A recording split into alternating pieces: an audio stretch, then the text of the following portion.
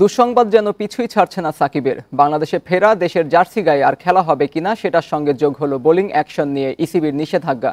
দীর্ঘ এই ক্যারিয়ারে যা এবারই প্রথম। সাকিব আল হাসান, যার নামটাই একটা ব্র্যান্ড, কিন্তু তাতে মরিচা পড়তে শুরু করেছে।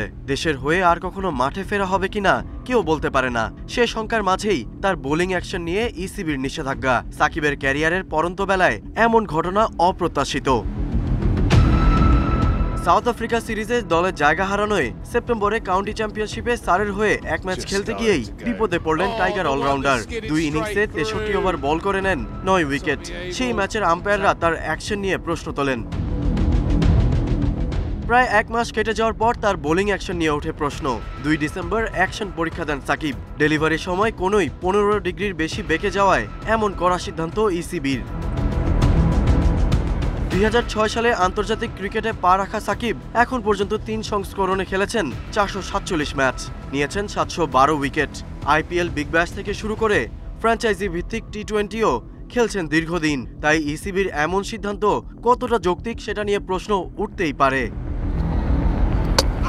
আইসিসির অলরাউন্ডার লিস্টে বছরের পর বছর শীর্ষে ছিলেন সাবেক বাংলাদেশ অধিনায়ক। তবে কি তার সব অর্জনই অবৈধ বোলিং অ্যাকশনের ফল, নাকি ভুলটা ইংল্যান্ড অ্যান্ড ওয়েলস ক্রিকেট বোর্ডের? ইংল্যান্ডের বাইরে অবশ্য বল করতে বাধা নেই সাকিবের। আর ইসিবির এই নিষেধাজ্ঞা থেকে মুক্তি পেতে সাকিবকে স্বতন্ত্র মূল্যায়ন কেন্দ্রে দিতে হবে অ্যাকশন পরীক্ষা। Ghalib Hasan, Independent news.